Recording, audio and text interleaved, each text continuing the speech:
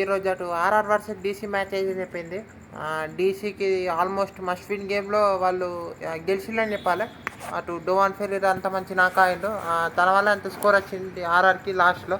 అటు పరాగ్ కూడా బాగా ఆడిండు. ఇక డీసీ గురించి మాట్లాడుకుంటే ఓపెనర్స్ బాగా ఆడిండు. కేఎల్ రాహుల్ మంచి మిడిల్ ఆర్డర్లో మంచి యాక్సిలరేషన్ ఇచ్చింది. నితీష్ రాణా బాగా ఆడిండు. లాస్ట్లో అశుతోష్ శర్మ కూడా బాగా ఫినిష్ చేసిండని చెప్పాలి. సో అటు బౌలింగ్లో కూడా మీకు మంచి స్టార్ట్ వచ్చింది డీసీకి. సో ఓవరాల్ ఏం జరిగిన మాట్లాడుకునే ప్రయత్నం చేద్దాం. ముందే అటు టీమ్స్ మనం మాట్లాడుకుంటే అయితే అటు టీమ్స్ ఫస్ట్ టాస్ మాట్లాడుకోవాలి. టాస్ గెలిచి ఏం బ్యాటింగ్ ఎంచుకున్నాడు.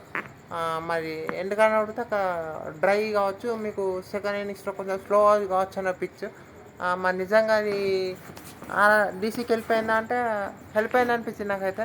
అక్కడ మీకు వాళ్ళందరూ 140 ఓవర్స్ 140 లేస్తా అంటే మీకు అది కొంచెం స్లో వచ్చేసరికి మీకు మంచిగా బ్యాట్ పైకి వచ్చింది.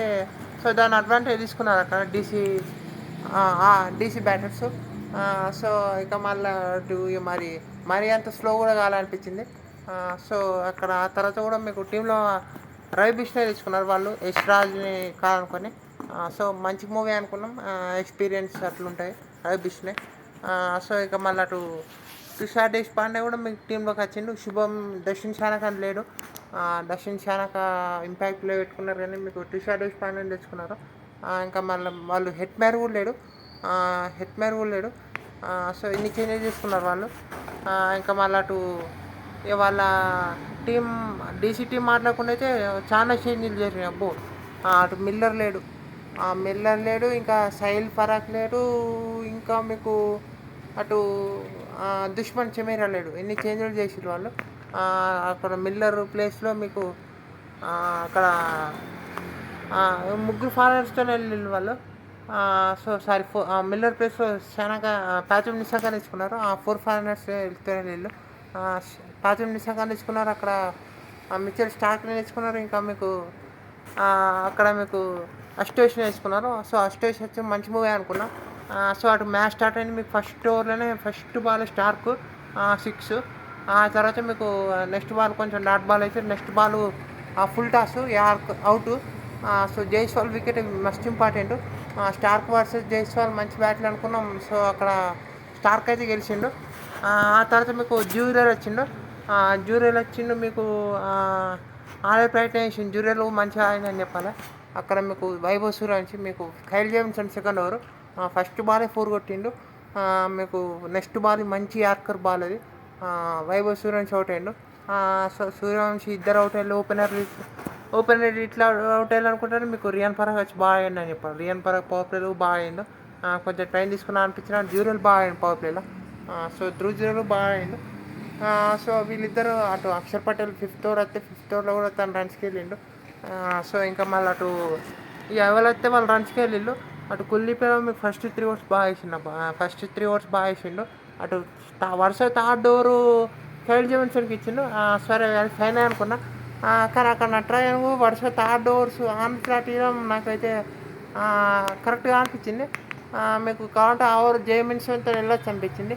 కానీ అక్షర్ పటేల్ అక్కడ మీకు అంతమందే రియాన్ పరాగ్ 2 6లు కొడతారు. ఆ తర్వాత కూడా మీకు జ్యూరల్ ఒక 6 పెట్టిన నెక్స్ట్ బాల్ తెలిసి మళ్ళీ అటాకింగ్ వెళ్తారని. సో అక్కడ క్యాచ్ అవుట్ అవుతుంది. జ్యూరల్ మంచి పార్ట్నర్షిప్ వస్తుంది జ్యూరల్ నుండి అక్కడ రియాన్ పరాగ్ మధ్య. సో ఆ పార్ట్నర్షిప్ బ్రేక్ అయిన తర్వాత కూడా మీకు జడేజా చేస్తారు. మీకు నేను శుభన్ దూబే అయినా డోవాన్ ఫెరీర్ ఆడతాను అనుకున్నా. కానీ కుల్దీప్ ఇంకా స్పెల్ ఉంది. మరి ఆ స్పెల్ని కవర్ చేయడానికి జడేజా పంపించడం ఉన్నారు. సో కానీ అక్కడ జడేజా బాగా ఆడే ప్రయత్నం చేస్తాడు. కానీ అక్కడ మీకు ఇక రియాన్ పరాగ్ అయితే బాగా ఆడతాడని చెప్పాలి. కానీ కుల్దీప్ మీకు ఫస్ట్ ఓవర్స్ అయితే బాగా ఆడతాడు. ఫస్ట్ 3 ఓవర్స్లో ఒక బౌండరీ ఇస్తాడు. కానీ అక్కడ నటరాజన్ మీకు కొంచెం ఎక్స్పెన్సివ్ అనిపిస్తాడు. కైల్ జేమ్సన్ కూడా మీకు లాస్ట్ ఓవర్ ఎక్స్పెన్సివ్ అనిపిస్తాడు. సో అక్కడ అక్షర్ పటేల్ వచ్చినా కొన్ని రన్స్కి వెళ్తాడు. సో అక్కడ మీకు రియాన్ పరాగ్ బాగా ఆడుతుందని చెప్పాలి. రియాన్ పరాగ్ వికెట్ దిగాలంటే మళ్ళీ అక్కడ స్టార్ క్యాచ్ ఇస్తాడు. అది స్లో వచ్చినట్టు అనిపిస్తుంది. మీకు ఇట్లా ఒక షాక్ అవుతాడు రియాన్ పరాగ్. షాట్ అయినాక బాల్ వచ్చినాక అది క్యాచ్ అవుతుంది. సో అక్కడ మీకు రియాన్ పరాగ్ వికెట్ పడ్డాక శుభన్ దూబే అక్కడ మీకు అంతమంది జడేజా కూడా అవుట్ అవుతుంది. జడేజా కూడా అవుట్ అయిన తర్వాత మీకు శుభన్ దూబే డోవాన్ ఫెరీర్ అయితే వేరే ఆడతారు అబ్బా. డోవాన్ ఫెరీర్ వేరే షాట్లు ఆడతారని చెప్పాలి. ఫినిష్ అయితే వేరే లెవెల్ ఇచ్చిండు. అక్కడ ఎవరైతే వాళ్ళని కొట్టిను ఆ కుల్లిపోయి మీకు 18 ఓవర్లు వస్తాడు. 3 సిక్స్లు కొడతాడు అక్కడ డోన్ ఫెరీలో. మంచి మంచి హిట్స్ అవి.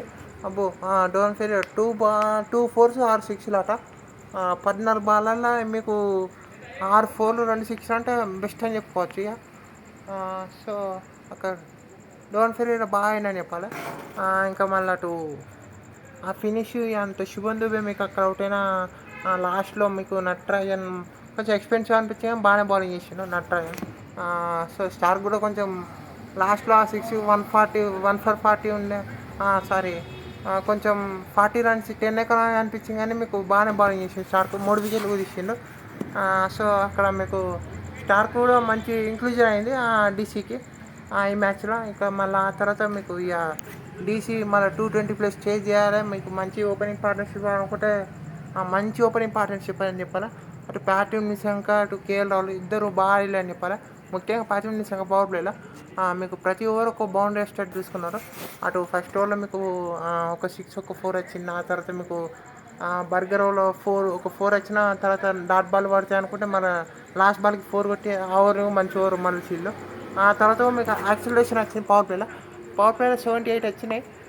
ఫస్ట్ 4 ఓవర్స్ తర్వాత లాస్ట్ ఓవర్స్ కొంచెం కంపేర్ చేసి ఇంకొంచెం ఎక్కువ వచ్చి వాళ్ళకు. ఆ తర్వాత మీకు ప్యాట్రిక్ నిశంక అవుట్ అయ్యాను రివర్స్ స్కోప్ 60 జడేజా బాల్లో.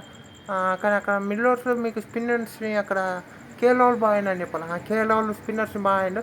అటు నితీష్ రాణా కూడా మీకు జడేజాని స్లాగ్ షిప్ కొడతాడు. అక్కడ మీకు స్పిన్నర్స్ని బాగా ఆడతాడు. అటు బిజ్నేష్ శర్మ బాగా బౌలింగ్ చేసిండని చెప్పాలి. ఫస్ట్ 2 ఓవర్స్ కానీ మొత్తం కానీ. తుషార్ దేశ్పాండే బాగా బౌలింగ్ చేసిండు. అప్పుడు తుషార్ దేశ్పాండే లాస్ట్ ఓవర్లో కొంచెం రన్స్కి వెళ్ళింది కానీ తుషార్ దేశ్పాండే బాగా బౌలింగ్ చేసిండు.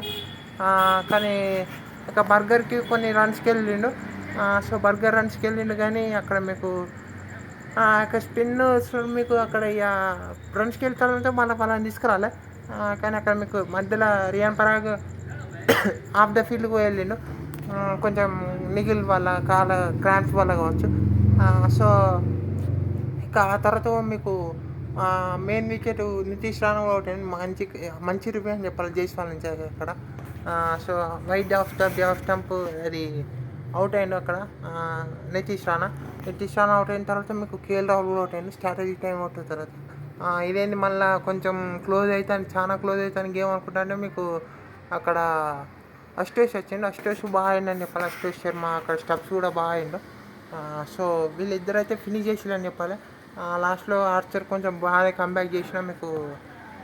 సో అక్కడ మీకు కొంచెం టైట్ అనిపించిన వీళ్ళిద్దరు బాగా చేసిరని చెప్పాలి. అశుతోష్ శర్మ అక్కడ మీకు ముందుకు వచ్చి వాళ్ళ లైన్ చేంజ్ చేయడం అట్లా చేసిండు. మళ్ళీ యార్కర్ కాకుండా లైన్ చేసే ప్రయత్నం చేసిండు. సో అవన్నీ అక్కడ బాగా అని చెప్పాలి అశుతోష్. అక్కడ మీకు ఇంకా అక్కడ ఒక ఫుల్ టాస్ స్టెప్స్లో ఒక ఫుల్ టాస్ కొడతారు. సో అది కూడా మంచి షాట్ అని చెప్పాలి. ఇంపార్టెంట్ షాట్ అని చెప్పాలి. సో ఇలాంటివి జరిగినాయి.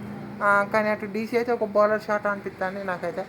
వాళ్ళు సమీర్ రిజ్వీని ఉపయోగించుకోలే. మరి ముఖేష్ కుమార్ అన్న నవీదార్ అన్న వీరిద్దరు ఒక్కళ్ళన్నా మీకు అక్కడ మీకు టీంలో ఉండాలి. వీళ్ళిద్దరు ఇట్లా ఒక్కరన్నా టీంలో ఉండాలి మీకు.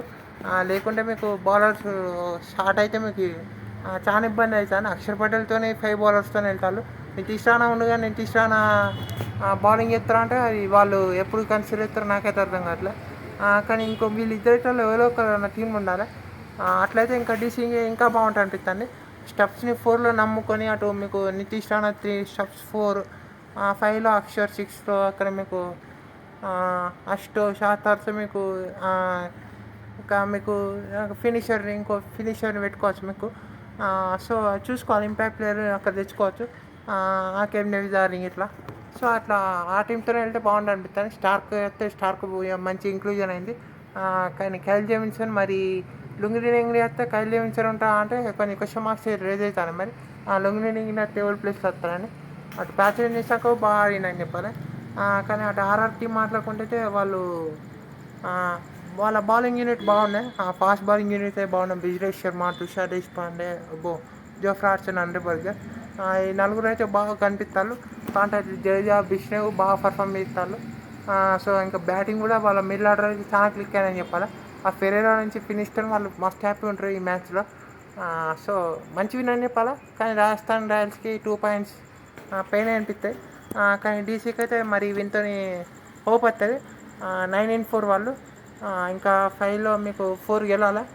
సో ఇక్కడ మీకు లొంగి చేస్తే ఇంకా వాళ్ళ కాన్ఫిడెంట్ వస్తుంది. మరి లొంగి చేస్తే మీకు ముఖేష్ కుమార్ అనే వాళ్ళ మీకు అక్కడ మీకు టీంలో ఉండాలి. ఆ టీంలో లేకుండా వాళ్ళ కష్టం మరి అనిపిస్తుంది నాకైతే. సో ఓవరాల్ అయితే మంచి విన్ డీసీకి అయితే. అక్కడ మీకు కేఎల్ రాహుల్ నాకు ఇంకా పాత్రిక్ నిషాంక నాకు అక్కడ మీకు స్టార్క్ బౌలింగ్, లాస్ట్లో finish Ashutosh Sharma finish, Kuldeep first ఓవర్లో బాగా వేసిందని చెప్పాలి. సో అంతే ఇదే మంచి విన్ డీసీకి. అంతే ఇక చూద్దాం మరి ఏమవుతుందో నెక్స్ట్ రేపు ఏం మ్యాచ్ ఎట్లా జరుగుతుందని. అంతే వీడియోలో. Thank you all for watching.